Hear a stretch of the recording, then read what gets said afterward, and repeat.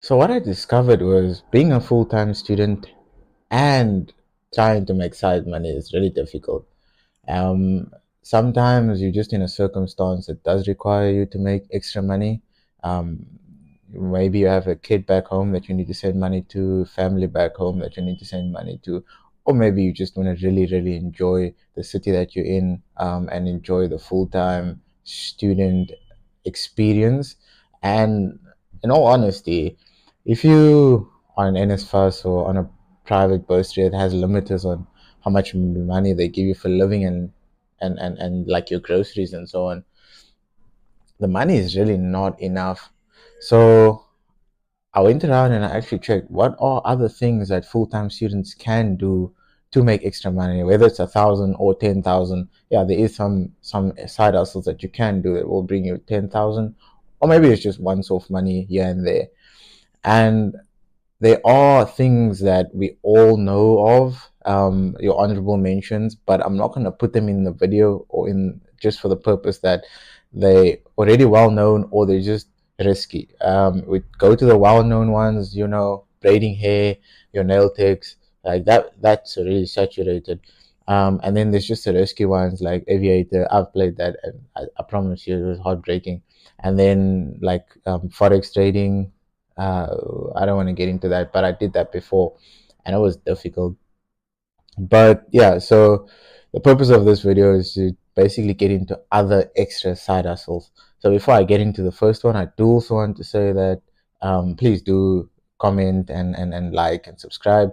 There is a cash prize at the end of the video, so we will be giving 1,000 Rand cash to someone in the comments. All you have to do is just comment what was your favorite side hustle, and then another prize we'll give is that to anyone that has commented their favorite side hustle, we'll actually try and help you to start that side hustle.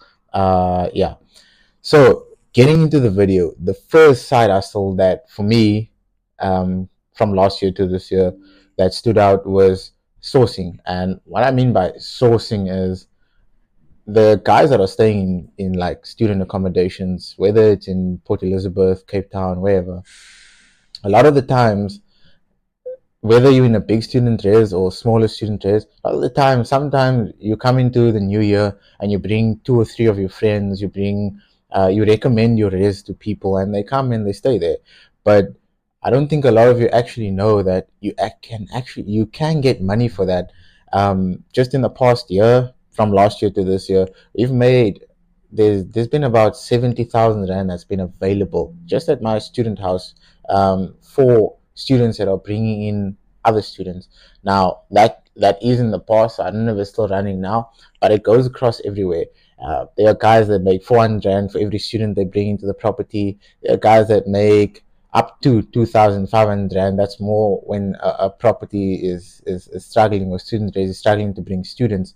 Then all you have to do is you make an agreement with the owner, the manager, or whoever is in charge. Say, okay, I'll be responsible for filling up the student accommodation. This is my charge for the work that I'll do. So if you're being offered 400 Rand a student and you bring in 10 people, that's 4,000 Rand. And I know this works because last year we paid out a couple of people a couple of thousands just for bringing in students. This year we're still in the process of paying out people that have brought in students. So you should look into that. An example of guys that have been doing it for a long time now are your SRC guys. They normally partner up with your bigger student accommodations and they'll go at like 300 to 400 and a student. They bring in like 60 to 70, which is some money. And this is all at the beginning of the year before your first allowance and book allowance kicks in. So yeah, that's a side hustle that maybe a lot of you should explore, student sourcing. But like I said, it has to be something that you agree with to a landlord. It doesn't even have to be your res or your student accommodation that you do it at. You could actually do it at like 5, 6 different student reses where you are responsible for filling all the beds and you charge them depending on the size. The smaller they are, the more you charge per student because that's how you're going to make your money. The bigger they are, the less you charge per student because more students, more money. Then the second one that the second side hustle, it doesn't make as much money as the first, but it is also something that is in demand because you are a university student. You can leverage that and start doing applications for university and college for matriculants for the following year. And like I said, because you are a university student, they look at it as someone who's already there. So that would technically be what your CV would be, that you're already at university, you did the application, and I can do it to others. I don't know how much money they normally charge for that, but I think going at like 100 Rand application or plus minus in that region. And if you want to take it a bit further and you don't have to like advertise to everyone and say, look, I'm looking for matriculants, you can actually go to the nearest school that's near your institution, and offer up that service to say, look, guys, I'll do all the applications for the students, the matriculants, and I'll charge 50 Rand to 100 Rand per student. And that gets paid either once the application is done or before the application is done. That way, you don't have to go around looking for different matriculants, but then you find them all at one place. So you can do 2, 3 schools, and that's a side hustle. Whether you want to do it at, well, you'll have to do it when applications are open. So that can be your December bonus money or along those lines. Then the third side hustle would be admin services. So we obviously focus on student accommodation, and any side hustle that I'm going to give is going to be more or less in the student accommodation space. Doing admin side hustles helps. Every year at the beginning of the year, each student accommodation has to bring in students, whether they have to find them somewhere, whether those students come in, whether you're the one that sourced them. So it goes and ties in with the first one. You can source the students and then help that accommodation to do then the administrative service, whether it's to check the students' funding, check that they properly registered at the university for that student accommodation, or whether it's just to register them onto the NSFAS portal for student housing. But you can charge for that service. Last year, going into this year, we put out job ads in all our regions to say that we're giving 6,000 Rand for the guys that are going to work to assist with admin services. So that should give you at least an idea of how much you should charge. They worked from middle of Feb to middle of March or middle of April, but I know it was a 2 month period, and they got 6,000 Rand for that period, and it was all at the beginning of the year. So if you can do the sourcing, get in about 10, 20 students, and still do the admin services for that, you could pull in about 20,000 Rand just in the month of Feb to March. So that's something you should look at. But like I said before, it has to be something that you agree with the owners or the management companies for those residences. Number 4 is cleaning. Now, this one takes a mature mind to understand. So, every residence has to be cleaned. And in most cases, the people that understand how well it needs to be cleaned the most is the people that stay there. So, if you can offer, whether you clean it up yourself or you offer a cleaning service whereby you have 5 or 6 student accommodations that you handle cleaning for, that is something you can do. I know the going rate, I could be wrong, for a cleaner a day is about 250 to 350. So if you charge the maximum and you're cleaning 5 to 6 residences, you could actually make some nice money. I know if you do a smaller accommodation, you don't have to clean every day, so it's flexible around your academic schedule. Currently, we've hired student cleaners in different areas that wanted to do that, and we charge them per day, and it is flexible for them with their academic schedules.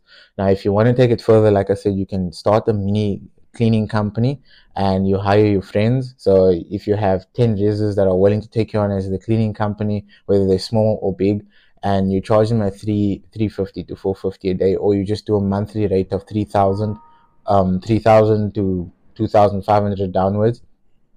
That is also a side hustle that you can do. 10 student accommodations to your company at 2,500 is literally 25,000 a month that comes into your pocket before you have to put in any expenses. And then on top of that, a lot of the I would say the upmarket student accommodations, they turn into Airbnbs in December and January. And if you do have a cleaning contract with these guys, or you are the one that is doing cleaning with them, you can then charge even a more expensive rate, because the work in December and January is much more than when it is for student accommodation. So you'll have a client all year round, and that's all year round income, whereas the other two were sort of more or less the like once off in January, once off in February, kind of money. Then the fifth one is senior raise managers, senior student raise managers. So in every student accommodation, or in majority, they look for raise managers. And if you are a senior student, it works more when you're in your final year of study. If you're a postgrad student, or at least fourth year, you can apply to whoever is the owner of the student accommodation, whoever is running it, to be a res manager while you're studying. I know in most cases the entrance fee or the entrance rate that they pay that is between 3,500 up to 6,000 that you do get on a monthly basis. Um, as much as you want, as a first year you want to take this job on, it's very unlikely that a first year will be a res manager, unless it's like a brand new res that's starting up and it doesn't have too much responsibility. But for my senior students, do look into applying for that, and that is something that you can put on your CV. At the going rate of 3,500 to 6,000, that's easily 35 to 60,000 rand in your pocket for the year if you're working for the 10 months only. So that is something you need to look at. Then, like I said, there were honorable mentions that that I didn't put on here that you might not have gotten at the beginning, but those I'm leaving off. The final side hustle that I have some experience in. It's an online site. It's called Upwork. Basically, what that is, it's like Tinder but for work. Someone posts a job ad, and then you basically try and do it. An example, I did CVs on there. I did 2 or 3 CVs there where someone needed help with CVs. Clicked on it, I applied for it, and I got the job. Did the CVs, and then the payment process is, it does take long. It is an independent company.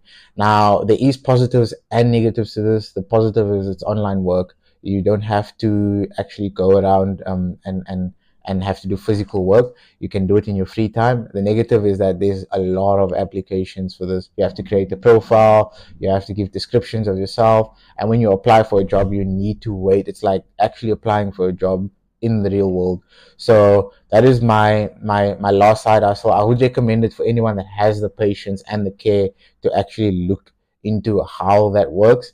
It is something you'll have to Google, because, like I said, I don't have a lot of experience. I've only done CVs on that. All my other jobs that I've applied for, I actually haven't gotten on the site. So yeah, back to the cash prize. So just comment what was your favorite side hustle that you heard, and we'll pick one winner in the comments. Actually, I didn't think about how we're gonna get hold of you, but we'll get hold of you. One minute in the comments, get a cash or get 1,000 rand cash prize, whether we need to deliver it to you as cash or whether you need to send it into your account.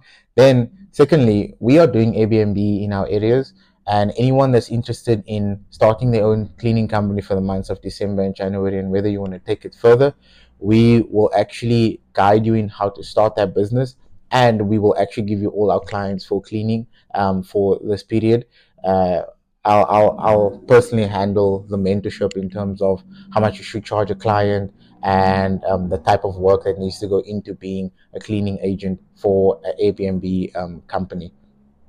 So yeah, thanks for the video. Please do like and subscribe, and see you on the next one.